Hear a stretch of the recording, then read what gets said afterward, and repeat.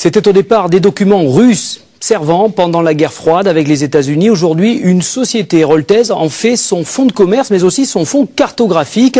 Des cartes GPS dans des pays jusqu'alors non couverts par cette technique de guidage et destinées notamment aux raids en 4x4. Gérard Laplace et Jean-Pierre Vienne. La petite société est présente dans chaque salon du 4x4.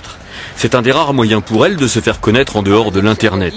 Et pourtant, elle est la seule à commercialiser son dernier bébé, un GPS global qui affiche et renseigne toutes les cartes des pays pour lesquels, justement, il n'existe aucune carte de navigation. Les Russes, du temps de la guerre froide, ont cartographié, il faut le savoir, la Terre entière, après le démantèlement, dont ces cartes, maintenant on les trouve sur Internet, libres de distribution, et ce sont des cartes très très précises.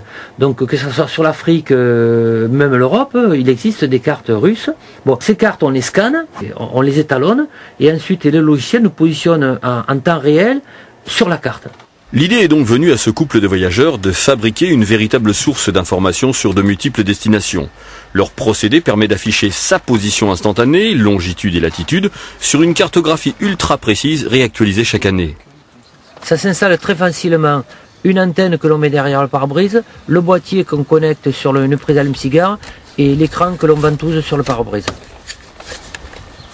L'ordinateur est étanche à l'eau et au sable, ses particularités font que déjà une dizaine de GPS de ce type équipent les véhicules officiels du rallye de Tunisie, l'Oil Libya.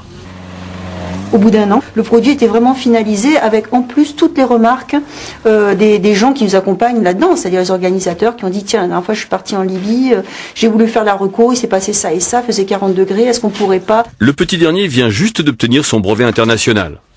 Quant à la société héroltaise, elle prend son envol et recueille